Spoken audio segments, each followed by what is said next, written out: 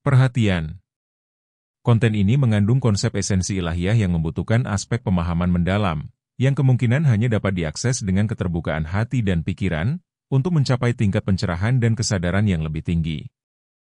Assalamualaikum warahmatullahi wabarakatuh. Selamat datang di season 2 episode 11 hari ini. Ya, tidak terasa season 2 udah 10 episode kita bahas tentang Al-Fatihah dan terakhir kita bicara tentang Malik Yaumiddin, dan tentu saja hari ini kita akan melanjutkan ayat berikutnya dengan Mas Sony Wicaksono. Kita sapa dulu Mas Sony. Apa kabar, Mas? Baik, alhamdulillah. Sehat ya, semua juga sehat ya, senantiasa semua kita sehat-sehat semuanya. Alhamdulillah. Oke, Mas Sony. Siang hari ini kita akan lanjut pembahasan season 2 tentang Al-Fatihah. Terakhir kita bicara tentang Malik Yaumiddin dan mungkin sekarang ayat selanjutnya gitu. Silakan Mas Sony.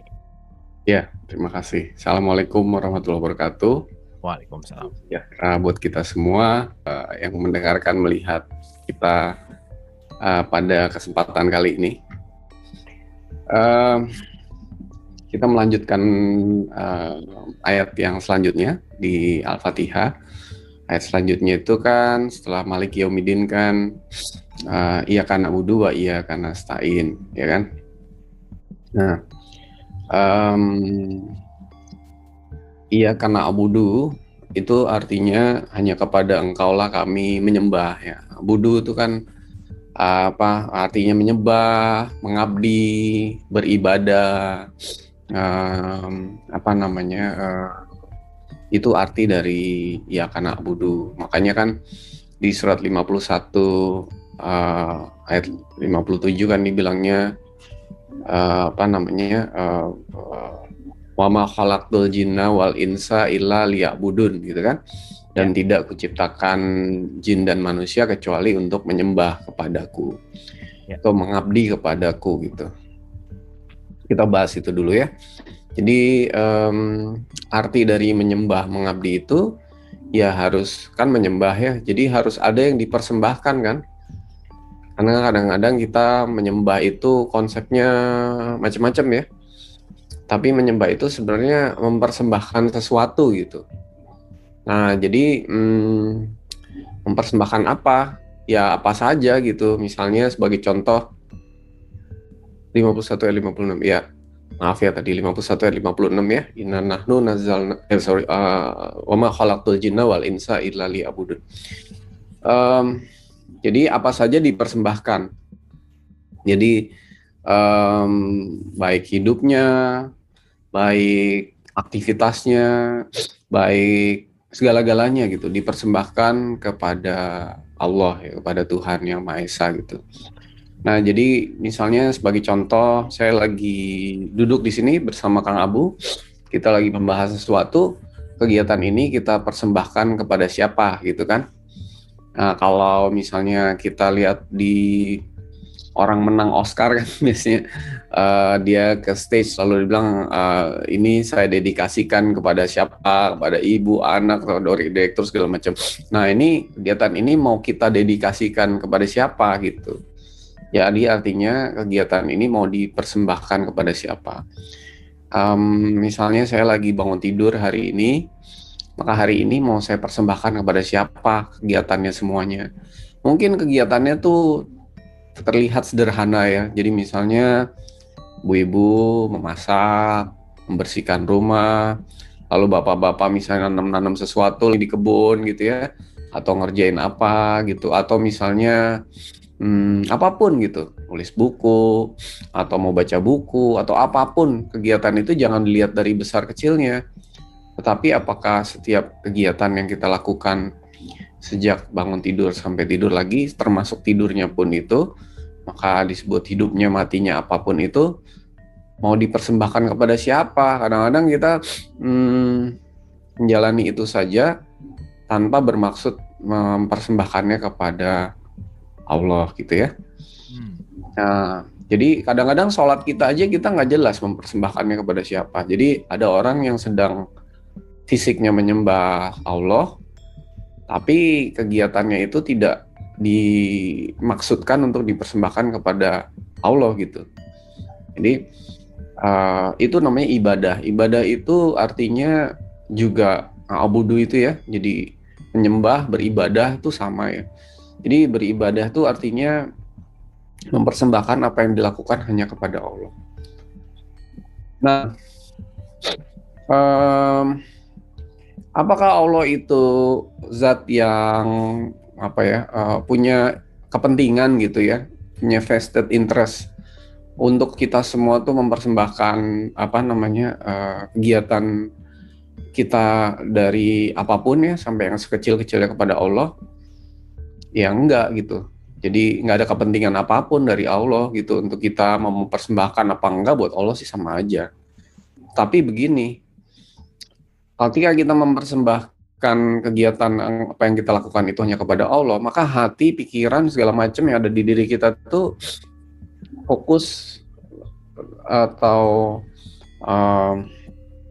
ke satu titik, yaitu Allah gitu. Jadi hanya kepada Allah gitu. Nah, barang siapa yang hati dan pikirannya selalu berfokus kepada Allah, maka dia akan kembali kepada Allah gitu. Ya. Makanya ada kata-kata misalnya di cerita Bhagavad Gita, kebetulan saya tuh suka wayang Kang Abu ya. Jadi dari kecil saya suka baca wayang. Jadi salah satu nasihat Krishna kepada Arjuna ketika perang Bharatayuda, waktu itu Bhagavad Gita namanya, itu salah satunya bilang begini, kalau kamu menyembah dewa-dewa, maka kamu akan kembali kepada dewa-dewa gitu. Kalau kamu menyembah berhala, maka kamu akan kembali kepada berhala. Kalau kamu menyembah iblis, maka kamu akan kembali kepada iblis. Nah, kalau kamu menyembah Tuhan Yang Maha Esa, maka kamu akan kembali kepadanya. Lalu Arjuna bertanya, apa maksud menyembah itu? Ya, menyembah itu artinya adalah seluruh hati dan pikiranmu mengarah kepada dia gitu. Jadi hati, pikiran, apapun di dalam kita tuh mengarah kepada apa yang kita sembah. Itu maksudnya menyembah. Jadi makanya Tuhan itu kan segala sesuatu yang dominan di hati dan pikiran. Nah, jadi apapun yang kita, hati dan pikiran kita tertuju hanya untuk dan kepada Tuhan atau Allah, maka kita akan kembali kepadanya gitu. Nah, bukankah itu tujuan semua zat Allah gitu, untuk kembali kepada Allah? Jadi karena banyak loh orang yang sedang sholat, hati dan pikirannya tidak menyembah Allah, tapi menyembah surga gitu. Atau lagi menyembah pahala gitu. Iya benar. Pikirannya pahala aja gitu, atau surga aja gitu. Hatinya pokoknya pahala gue udah berapa nih sholat. Nah, jadi nggak ke Allah gitu. Ya dia akan kembali ke berhala, karena itu berhala kan. Namanya surga, pahala itu kan hanya berhala yang bisa disembah karena itu ciptaan Allah gitu. Jadi artinya itulah maksudnya iya karena abudu dan juga wa iya karena stain. Jadi hanya kepadamu lah aku memohon pertolongan. Jadi kalau memohon pertolongan itu ya dalam bahasa kita tuh bersandar lah gitu. Jadi tempat kita bersandar, tempat kita mengadu, tempat kita memasrahkan segala-galanya. Nah, kalau saya itu juga orang Jawa ya, saya tuh kalau orang Jawa tuh menyebut Tuhan tuh dengan kata Gusti Pangeran gitu. Gusti Pangeran itu bukan anaknya raja, bukan. Pangeran itu artinya tempat ngenger. Ngenger tuh dalam bahasa Jawa tuh bersandar gitu. Jadi kalau Kang Abu itu mungkin yang di sini Jawa ngerti istilah ngenger. Jadi kalau misalnya sebagai contoh misalnya ada orang dari dulu saudara saya dari Jawa Tengah gitu ya, mau sekolah di Jakarta gitu, lalu dia itu ya nggak waktu zaman dulu mungkin nggak sanggup bayar indekos atau apa, dia tinggal di rumah saya gitu. Nah, tinggal di rumah saya tuh istilahnya ngenger sama bapak saya gitu. Nah, orang ngenger itu biasanya tahu diri dia. Dia kalau udah ngenger tuh dia nggak, wah saya enak-enaknya gitu. Dia kadang-kadang bantuin nyapu, bantuin ngepel, bantuin nyuci, bantuin apa, saya bisa bantu apa gitu. Jadi ada sopan santunnya gitu. Jadi apa yang bisa saya lakukan gitu kepada orang yang dingengerin itu. Nah, jadi kira-kira adabnya begitu. Jadi kalau kita itu iya karena stain, jadi hanya kepadamu aku mohon pertolongan, tempatku bersandar gitu, tempat aku ngenger, kayak dipanggilnya Tuhan Allah itu Gusti Pangeran. Lalu pertanyaan kita ke Tuhan itu, apa yang bisa aku lakukan ini untuk Tuhan gitu. Bukan berarti Tuhan butuh kita, enggak, tapi supaya hati pikiran kita tuh mengarah dan diliputi oleh Tuhan itu, sehingga itu akan membawa kita kembali kepadanya gitu. Itu kira-kira. Jadi ketika hati dan pikiran kita itu udah diisi dipenuhi dan mengarah kepada Tuhan, itu Allah tinggal mengarahkan itu dan akan kembali kepadanya. Makanya di dalam surat 29 ayat 69 dikatakan, waladina jahadu fina lanahdiyanakum subulana. Barang siapa yang benar-benar mencari ingin kembali kepadaku, maka akan kutunjukkan kepadanya jalan-jalannya. Nah, jadi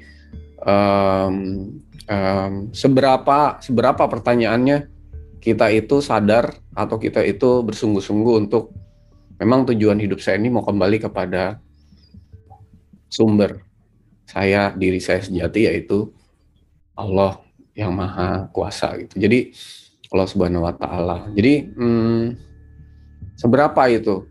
Apakah kita ini hidup tujuannya cuma ya sekedar hidup, atau misalnya misalnya ke surga, ke neraka, atau benar-benar neraka mah enggak ya, surga atau pahala, atau benar-benar tujuan hidup kita itu ya ingin kembali kepada Allah gitu. Nah, kalau ingin kembali kepada Allah, maka itu tadi seluruh hati pikiran kita tuh dipenuhi oleh Allah, dan bagaimana melakukan segala sesuatu itu didedikasikan, dipersembahkan hanya kepada Allah gitu. Nggak perlu hal-hal yang besar, jadi mempersembahkan sesuatu kepada Allah tuh nggak perlu melakukan hal-hal besar gitu. Tapi hal kecil tapi dilakukan dengan kesadaran seperti ini, itu sudah menjadi ibadah, kira-kira begitu. Nah, ini penting banget karena ibaratnya tuh hati kita, diri kita tuh lagi di nurture, disiramin, dirawat gitu ya oleh kasih sayang Allah ya. Maka kita harus fokus kepada satu hal, yaitu Allah itu sendiri gitu. Supaya hati kita tuh kuat. Nah, kalau udah kuat, jadi kalau ibaratnya menanam tanaman yang baru mulai bibit tuh, ditaruh dulu di polybag. Nah, kalau ditaruhnya langsung di tanah biasa, biasanya mati itu. Taruh dulu di polybag, dikasih tanah yang pupuknya banyak dan sebagainya, disiram, diapain.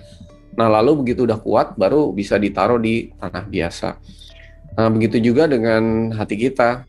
Kalau hati kita tuh nanti udah kuat, dipenuhi oleh cahaya kasih sayang Allah, karena hati kita hanya mengarah kepada Allah gitu, baru hati kita tuh bisa diperkenalkan langsung oleh Allah tentang siapa itu Allah, yang bukan konsep ya.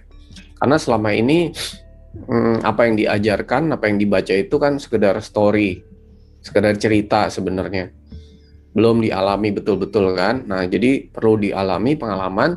Begitu hati kita kuat, dipenuhi kasih sayang Allah, nah baru hati kita tuh bisa kayak tanaman, bisa ditaruh di mana aja gitu, dalam mengarungi hidup, dalam menjalani hidup, mengalami segala sesuatu tuh bisa ditaruh di mana aja. Sebagai contoh, ditaruh di mana aja tuh maksudnya, kalau ada orang yang mengatakan suatu konsep yang nggak sesuai dengan apa yang Allah berikan, hati kita akan bilang, oh nggak begitu, sorry. Jadi kuat gitu loh, nggak gampang terpengaruh ke kanan ke kiri, ke mana-mana gitu. Dengar sesuatu orang langsung percaya, dengar si A percaya, dengar si B percaya, dengar si C percaya. Lama-lama bingung sendiri gitu. Banyak dari kita, masuk saya dulu juga ya, itu belum kuat di dalam hatinya tuh belum kuat, sehingga karena dengar si A percaya, dengar si B oh ya percaya juga, percaya lama-lama kita nggak mengarah kepada tujuan yang benar, yaitu Allah yang sesungguhnya, kira-kira begitu. Nah, kalau hati kita itu bisa dipenuhi oleh Allah karena hati dan pikiran kita hanya mengarah kepadanya, ini hakikat dari iyyaka na'budu wa iyyaka nasta'in, maka sebenarnya di dalam apapun yang kita lakukan itu, kita tuh sedang di dalam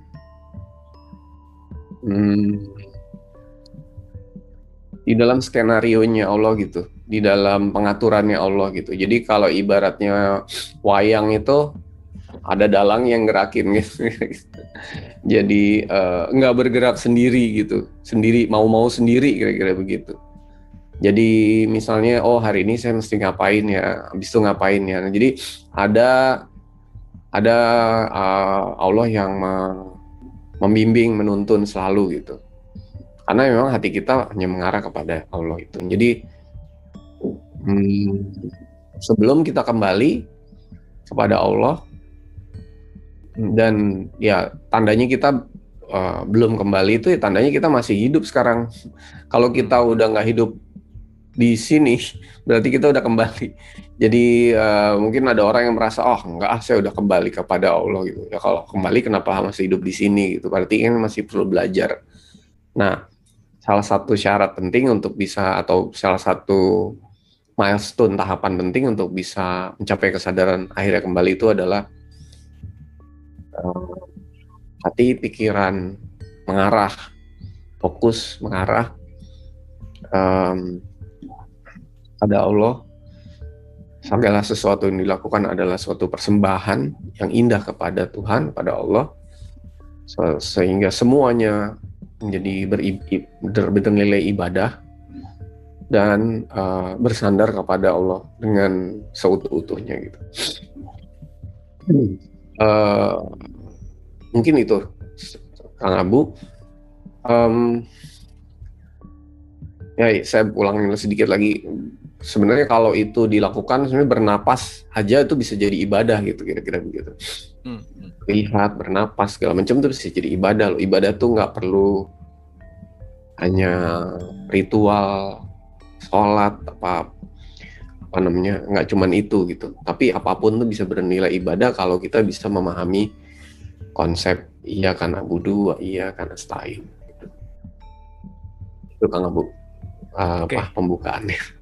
Oke, thank you Mas Sony. Ini pemahaman ibadahnya jadi luas banget gitu ya. Bahkan ibadah bukan apa yang kita lakukan gitu ya, tetapi siapa yang sedang kita, persembahan apa yang kita fokuskan pada saat itu, apakah Allah atau yang lain gitu, itu poin. Nah, kan kalau tadi Mas Sony bilang ya kita berbicara tahapan ibadah itu rata-rata atau kadang seringnya lah ya dalam tanda petik itu adalah mencari surga, mencari pahala gitu. Nah, untuk mengupgrade itu gimana sih Mas Sony untuk benar-benar kita di right path gitu, bahwa kita ini lagi benar-benar mempersembahkan itu, apa indikator parameternya dan apa yang harus kita lakukan gitu kira-kira? Silakan. Nah, ini menarik nih ya.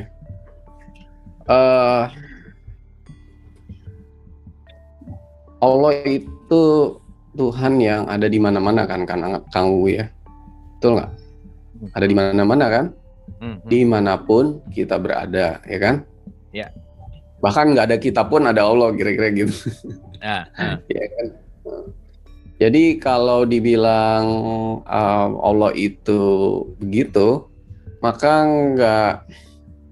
nggak perlu ada tempat yang kita pergi ke sana untuk ketemu Allah, kan kira-kira gitu. Nah, kalau nggak ada tempat tertentu yang perlu kita datangi, ya kita nggak perlu ngapa-ngapain, nggak perlu ngapa-ngapa gitu. Nowhere to get, jadi nggak ada tempat yang kita bisa dapat sesuatu, karena di mana-mana juga ada gitu. Jadi artinya if there's no place to go, nowhere to get, ya sebenarnya Ini saya mau masuk lebih dalam lagi ya. We don't have to do anything gitu. Kita nggak perlu melakukan apa-apa. Karena kalau kita itu mau pergi ke sebuah tempat, misalnya Allah itu ada di mana gitu kan, maka kita harus melakukan sesuatu kan untuk sampai ke sana. Tapi karena Tuhan itu kita nggak perlu kemana-mana, go nowhere, berarti we do nothing gitu. Kita nggak perlu melakukan yang gimana gitu. Jadi makanya pertanyaan otak kan selalu bagaimana caranya atau bagaimana mengukurnya gitu. Nah itu kan pertanyaan dari otak tuh. Tapi actually itu sebenarnya ya udah nggak usah mengapa-ngapa gitu.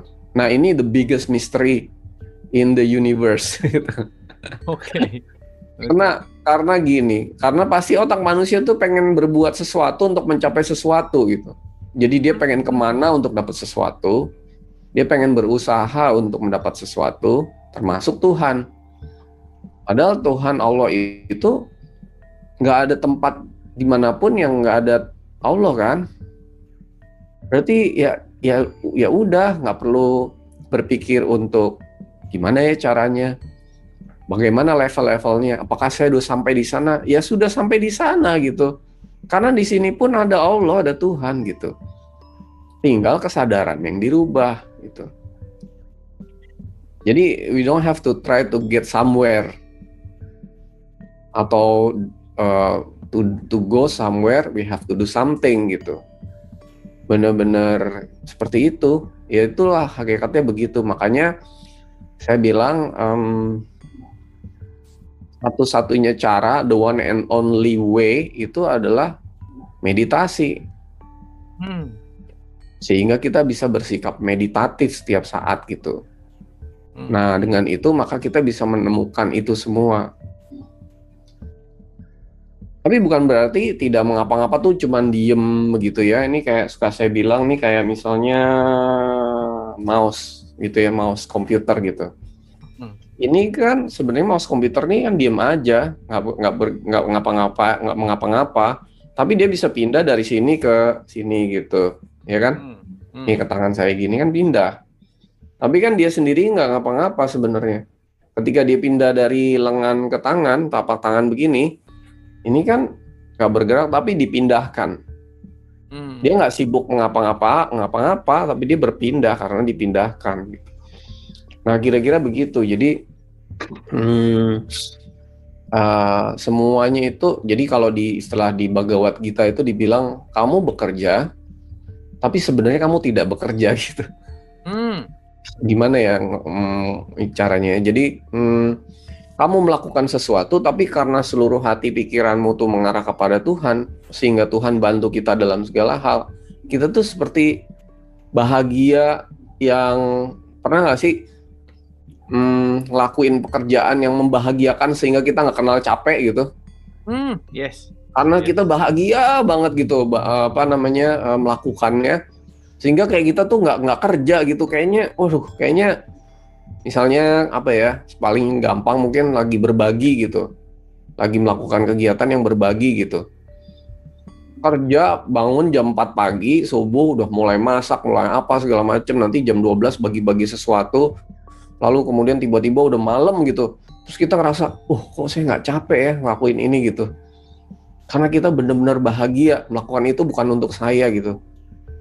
Nah, begitu juga dengan hidup itu. Jadi dia seperti nggak ngapa-ngapa karena hidupnya bahagia sekali gitu. Nggak ada rasa capek, nggak ada rasa apa, kira-kira gitu. Jadi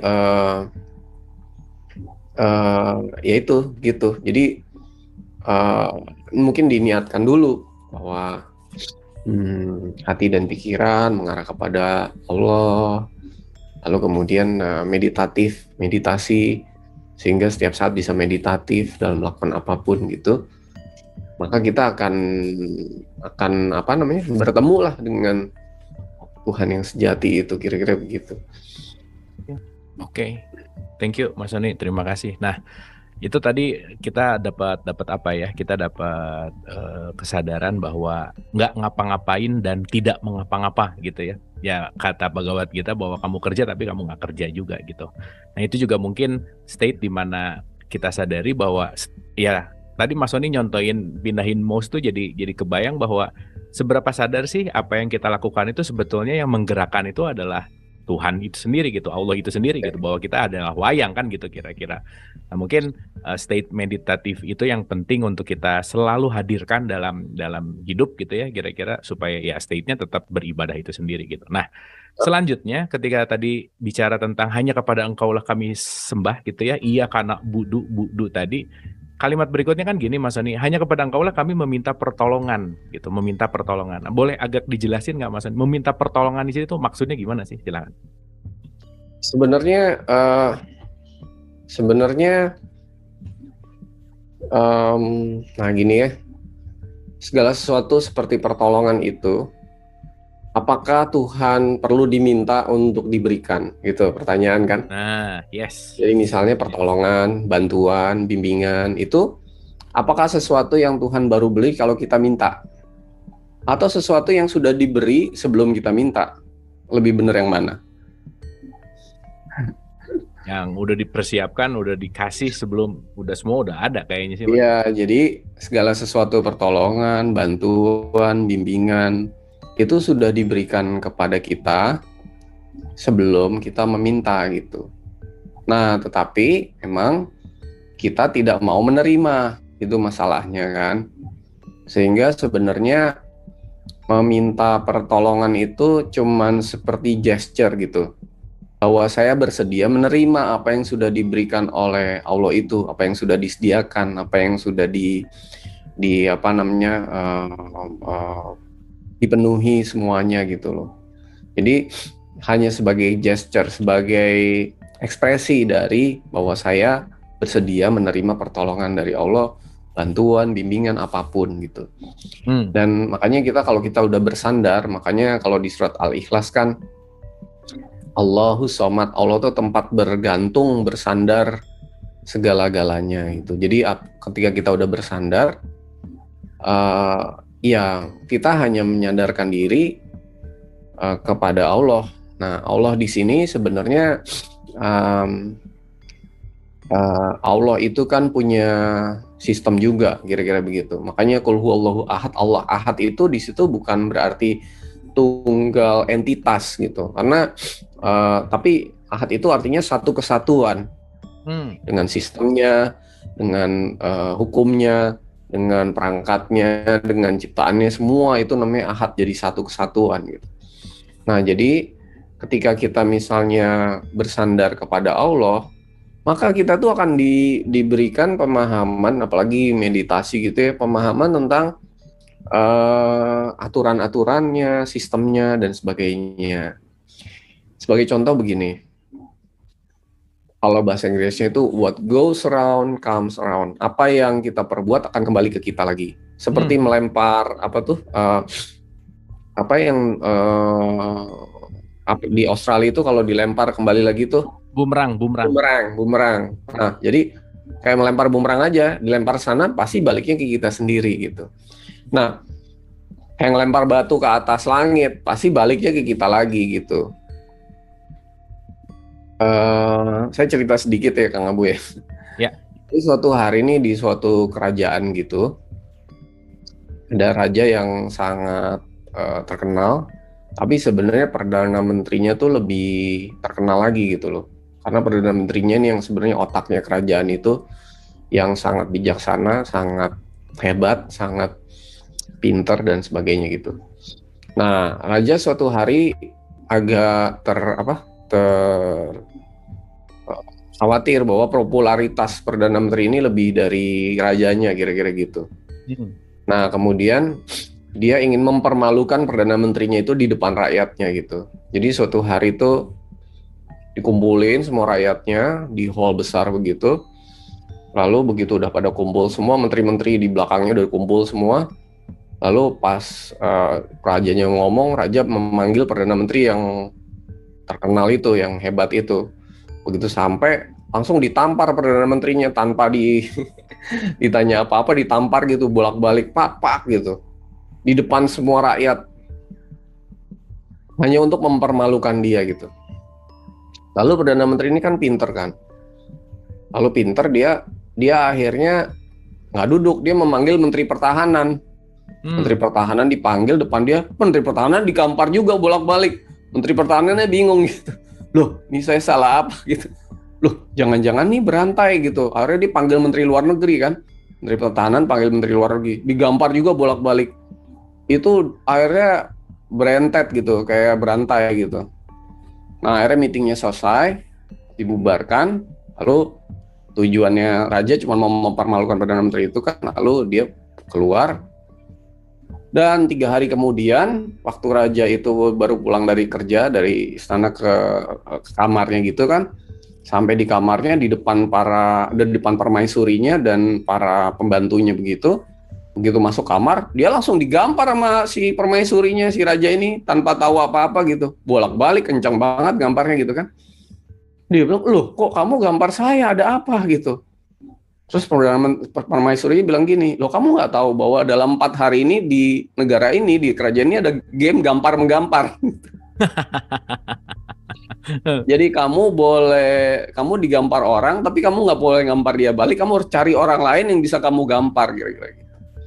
Jadi berbalik lagi ke dia sendiri, kira-kira gitu. Jadi hanya waktunya kapan, bisa 4 hari kan, bisa 5 hari, bisa berapa, kita nggak tahu. Nah itu kan hukum Tuhan. Makanya ketika memohon pertolongan, kita udah tahu, oh cara memohon pertolongan kepada Allah itu adalah melakukan hal-hal baik gitu. Jangan cuma berdoa aja minta tolong, tapi segala ahadnya, sistemnya, hukumnya itu tidak diketahui gitu. Kita tiap hari berbuat jahat, lalu minta tolong, itu namanya bukan bersandar dong. Karena bersandar kepada Allah itu kepada satu kesatuan ahad itu, kepada Allah, kepada hukumnya, sistemnya, semuanya gitu. Kalau kita mau diperlakukan baik sama orang, ya berbuat baik kepada orang lain, itu artinya bersandar kepada Allah gitu. Kalau kita mau hidup kita mudah, nyaman, sering-seringlah memberikan kemudahan, kenyamanan, berbuat baik kepada orang lain. Akan kembali kepada diri kita sendiri. Itu artinya memohon pertolongan bersandar, kanastain itu. Bukan cuma sekedar, wah tiap hari nggak ngapa-ngapain berdoa terus gitu, minta pertolongan. Ya bukan begitu maksudnya gitu loh. Nah, jadi suatu hari ini ada banjir di satu tempat gitu. Lalu kemudian ada seorang pemuka agama gitu ya, yang rumahnya udah kebanjiran lalu didatengin sama petugas gitu, naik kapal gitu, ayo mengungsi gitu, menyelamatkan diri gitu. Lalu dia bilang, enggak lah, saya lagi berdoa nih gitu. Lalu dia bilang, mohon kepada Tuhan, ya Tuhan selamatkanlah saya gitu. Akhirnya udah gitu akhirnya si orang yang mau menyelamatkan ini pergi lagi. Lalu kemudian ada satu orang lagi mau menyelamatkan dia setelah beberapa hari karena airnya makin tinggi. Lalu kita diajak, si pemuka agama ini bilang, enggak lah, saya lagi berdoa nih, minta pertolongan kepada Allah gitu. Sampai 3 kali Kang Abu, sampai akhirnya rumahnya kerendam dan dia meninggal gitu. Begitu dia meninggal, dia bertanya kepada malaikat, saya berdoa kepada Tuhan kok nggak dijawab-jawab ini? Kok tetap rumah saya banjirnya makin tinggi dan saya tenggelam dan airnya mati gitu. Dia bilang, lah siapa yang nggak menjawab? Itu kan dijawab dengan 3 orang yang datang mau menolong kamu gitu. Kenapa kamu nggak ikut kapal itu gitu? Kamu doa-doa terus gitu. Itu kan jawaban dari Tuhan. Nah kayak gitu. Jadi kan jawaban dari Tuhan kan lewat makhluknya juga gitu. Kayak tadi saya bilang, bersandar kepada Allah itu, kepada Allah, kepada makhluknya, kepada sistemnya, kepada hukumnya, yang menjadi satu kesatuan yang namanya Qul huwallahu ahad. Ahad itu satu kesatuan gitu. Jadi nanti kita akan, oh iya, berbuat baik segala macam, itu bagian dari bersandar kepada Allah, karena Allah juga punya hukum, punya sistem, punya peraturan, punya makhluk, dan semua itu jadi satu, kira-kira gitu. Itu Oke. Kang Abu. Ada pertanyaan menarik gini, Mas Sony. Kalau misalkan Tuhan atau Allah sudah mempersiapkan segala sesuatu, terus apa fungsi doa kita yang kita lakukan gitu kira-kira? Apa sih fungsinya dari doa itu gitu? Silakan.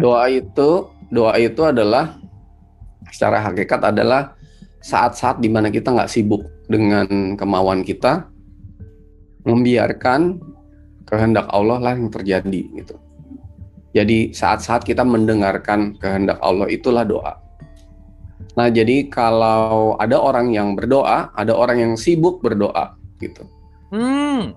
Orang yang sedang berdoa adalah orang yang melepas semua kemauan, harapan, kepentingannya untuk mendengarkan dan membiarkan kehendak Allah itu terjadi. Dan biasanya doa orang kayak gini lebih banyak diemnya. Tapi orang yang sibuk berdoa adalah orang yang doanya meminta-minta, minta A, B, C, D, kan lagi sibuk dia berdoa. Doanya dalam doa pun dia sibuk gitu. Jadi nggak membiarkan kehendak Allahnya yang terjadi, tapi mau memberitahu Allah ini yang sebaiknya terjadi tuh kayak gini loh gitu. Jadi saya gitu. Membayangkan kayak seorang profesor doktor gitu. Lalu di depannya ada seorang idiot yang lagi ngatur dia sebaiknya begini. Pertanyaannya lebih pintar siapa gitu? Ya kan, bener nggak? Ya. Kan Tuhan maha pandai, maha tahu. Kenapa this guy namanya Sony ini ngatur-ngatur saya gitu?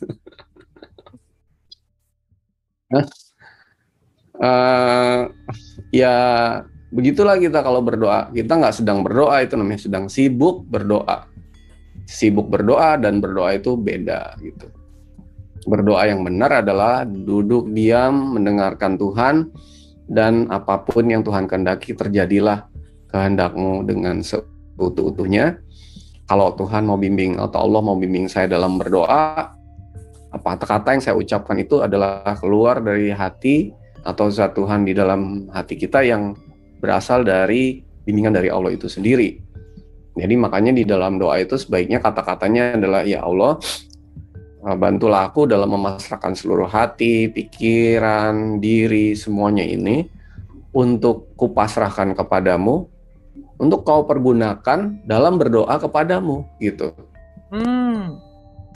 Jadi doa kita itu hanyalah bimbingan dari Allah. Nah itu juga salah satu dari iya karena abudu, iya karena nasta'in. Jadi hati dan pikiran kita tuh mengarahnya kepada Allah gitu.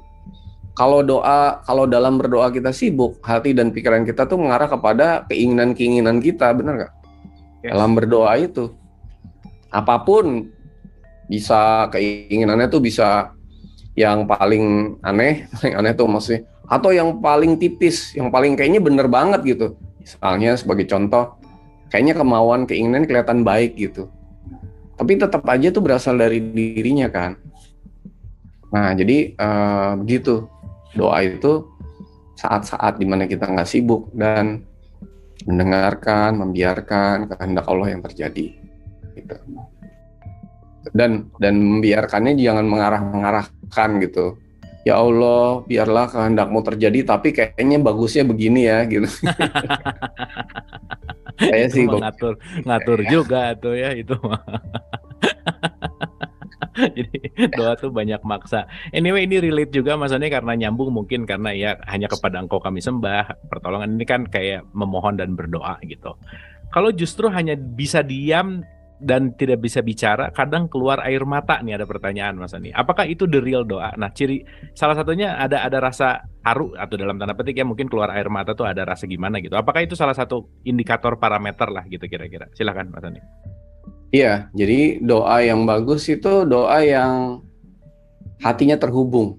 Nah, biasanya kalau hati sudah terhubung, hati itu dipenuhi oleh keharuan, kerinduan kepada Allah gitu.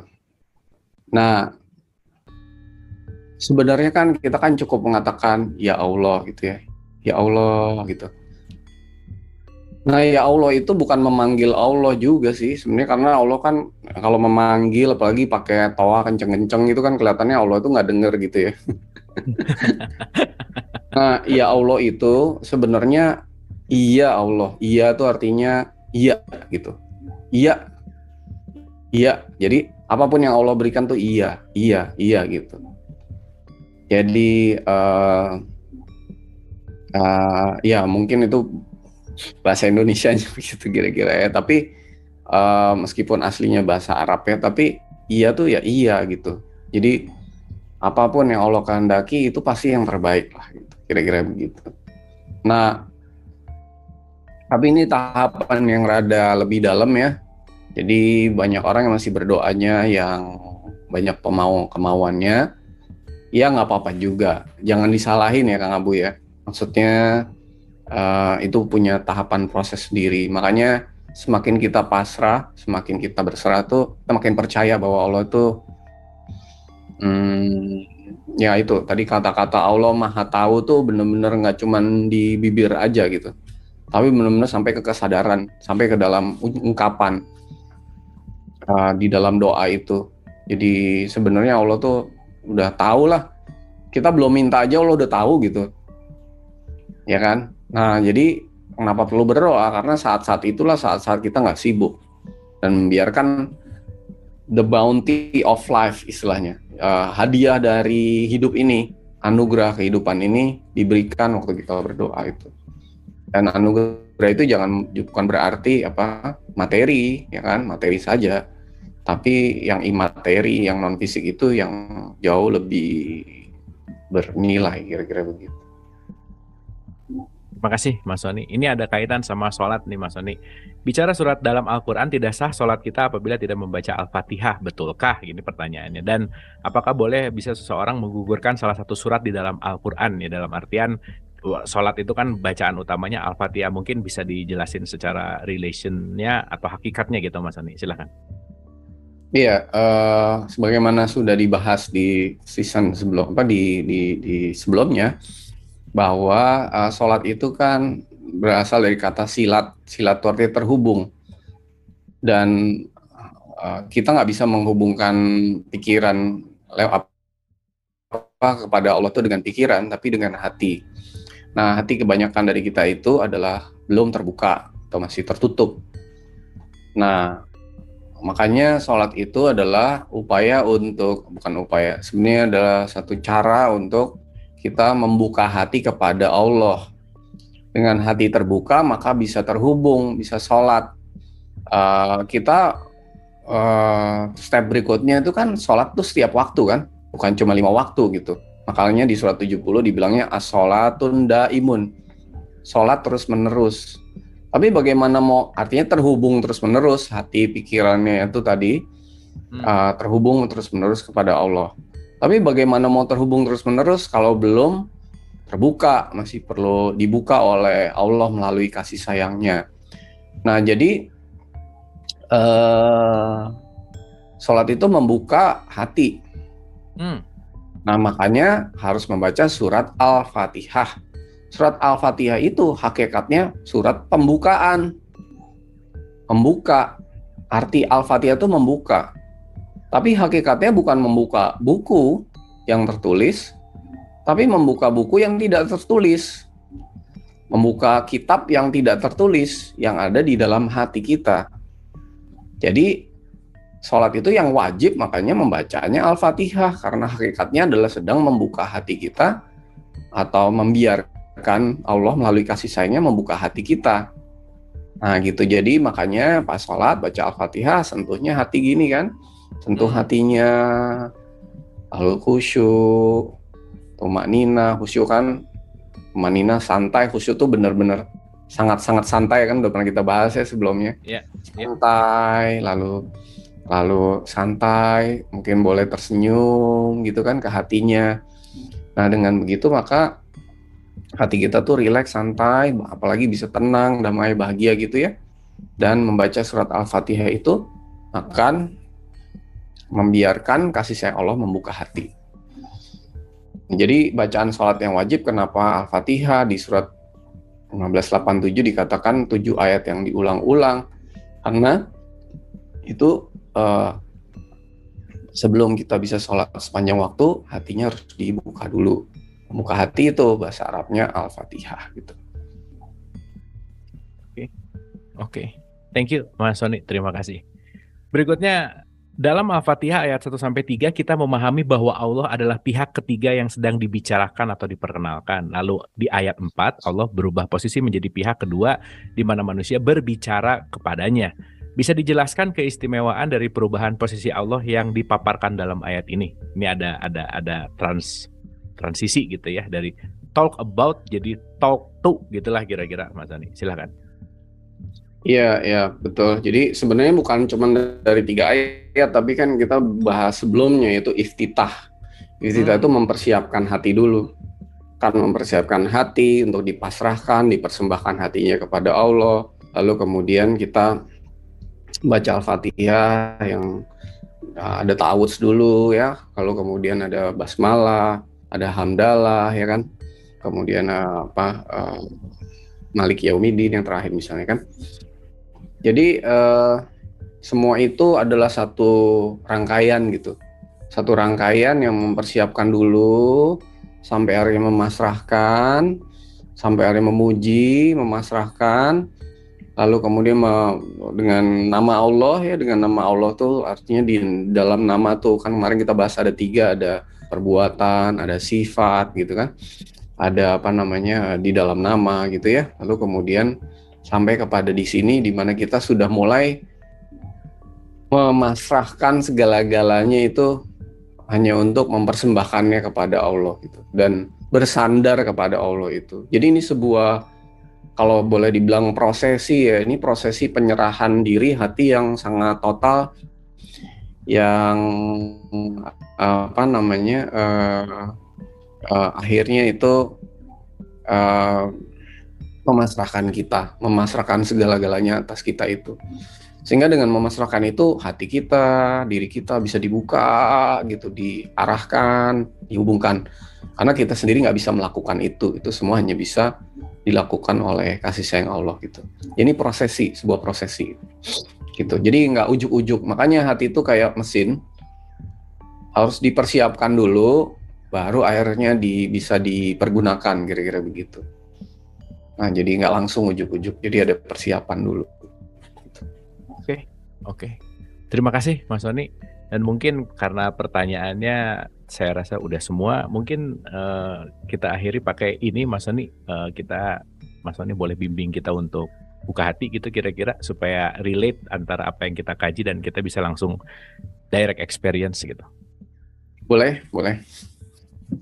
Oke ya. Nah, pertama-tama yang paling penting tuh mata ditaruh dulu. Bagi yang pakai kacamata supaya nggak menekan ya, santai, nggak usah lihat ke layar, nggak apa-apa ya. Nah, lalu duduknya tuh diperbaiki. Jadi duduknya tuh harus benar-benar santai. Nah, gini ya, kita kenapa sih hidup di bumi? Karena bumi itu punya gravitasi. Kalau di bulan nggak ada gravitasi loh. Maksudnya ada gravitasi, tapi orang kalau di bulan tuh akan nggak menyentuh permukaan. Kalau kita di bumi kan menyentuh permukaan karena ada yang menarik dari bawah, itu bumi. Bumi ini punya gravitasi yang menarik semua, bukan cuma badan fisik, tapi non-fisik kita tuh. Semua beban, pikiran, kotoran, kesibukan, semua tuh bisa ditarik oleh gravitasi bumi. Karena bumi itu sangat besar, dan kita kecil gitu, jadi bisa menarik segala-galanya ke bawah. Dan bumi itu sebagian besar terdiri dari karbon. Karbon itu menyerap kotoran. Nah, yang ketiga di bawah bumi itu ada api yang sangat panas, itu membakar semua kotoran-kotoran baik fisik maupun non fisik. Nah, jadi kalau lagi duduk, lagi seperti ini ya, itu kita harus lepaskan segala-galanya itu ke bumi gitu. Jadi terhubung ke bumi dan melepaskan segala-galanya ke bumi. Nah, caranya adalah duduknya mungkin nggak nyender dulu. Saya peragain dulu ya. Nanti bisa dicoba sama-sama. Duduknya begini dulu, lalu dilepaskan gini. Nah, lepas semuanya sampai ke dalam-dalamnya dilepas. Nah, sampai Bapak Ibu itu bisa santai. Nah, kalau Bapak Ibu bisa santai, Bapak Ibu tuh bisa tersenyum tanpa disuruh. Wajahnya kan tadinya rada tegang nih yang ada di sini. Nah, apakah bisa senyum tanpa disuruh? Nah, kalau udah bisa senyum tanpa disuruh, itu artinya sudah benar-benar santai gitu. Nah, ya. Oke. Nah, ulang lagi ya, kita maju ke depan badannya. Lalu lepas berat tubuhnya ke kursinya. Sadari bumi menarik semuanya. Jangan tegang. Matanya boleh dipejam. Nah, semua kesibukan yang ada di pikiran, di hati, emosi-emosi, ya semua dilepas ke kursi, santai, jangan sibuk ya, santai aja. Nah, ya lepas semuanya sambil menarik napas. Nafasnya dihembuskan sambil santai. Tarik napas lagi. Hembuskan lagi lebih santai, pelan-pelan. Tarik napas lagi. Hembuskan lagi yang paling santai. Nah, ya, berkat Tuhan bantu kita ya untuk tersenyum yang manis dan lepas hatinya. Sebagai ekspresi kesediaan untuk hati kita dibuka ya, diarahkan, dihubungkan kepada Allah. Kasih sayang Allah bantu untuk tangan kita ya, boleh dua-duanya atau satu, menyentuh hati yang ada di tengah-tengah dada. Tentu ya, santai aja. Ya, kasih sayang Allah bantu untuk tersenyum manis lepas ke hati. Ya, sambil membiarkan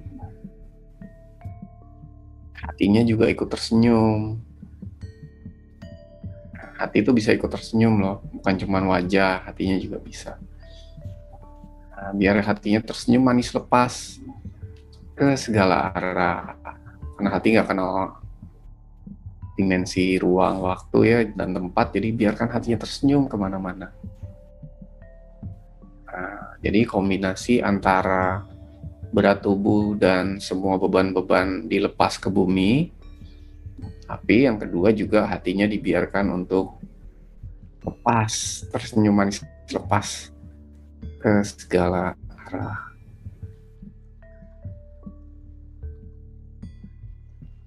Nah, bagus. Jangan usaha ya. Jangan mau lebih, jangan mencari, jangan berusaha, santai aja. Kasih sayang Allah bantu untuk kita memasrahkan semua harapan, kepentingan, kemauan, kesibukan atau apapun hanya untuk dibuka, diarahkan, dan dihubungkan kepada Allah.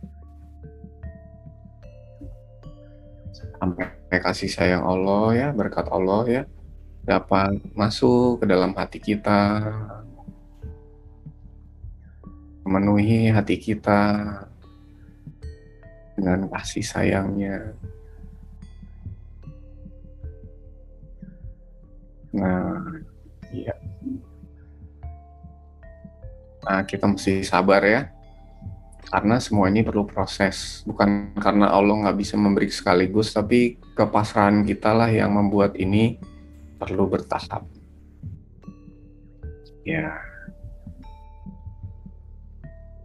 nah, kasih sayang Allah bantu kita lagi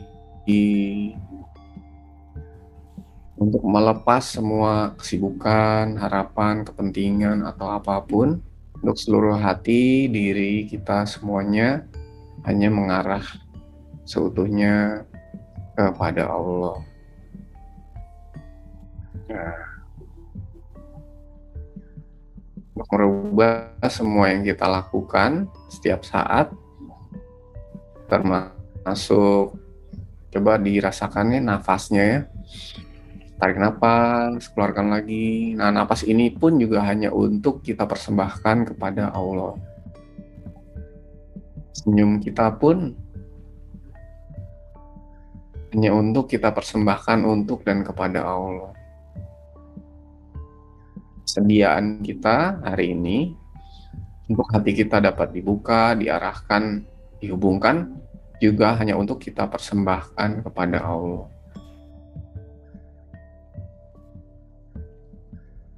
Sampai seluruh hidup, seluruh mati, seluruh segala-galanya ya yang ada dalam hidup ini hanya untuk kita persembahkan kepada Allah sebagai persembahan yang indah, sebagai ibadah yang indah. Hanya untuk dan kepada Allah aja.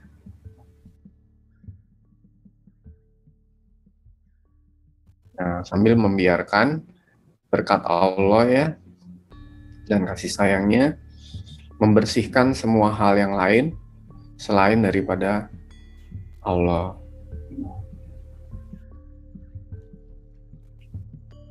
Nah, ya.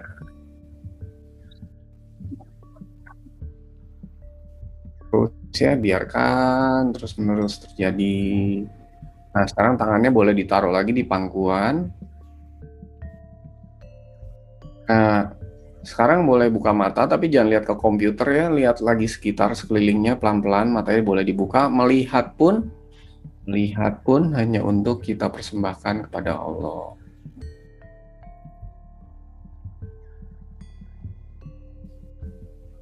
Bernapas pun hanya untuk kita persembahkan kepada Allah. Nah, boleh sekarang melakukan apa-apa yang mau dilakukan ya. Kang Abu boleh ambil gelas minumnya, mungkin mau minum boleh. Minum pun hanya untuk kita persembahkan, hanya untuk sebagai ibadah kepada Allah. Nah, gitu. Ya.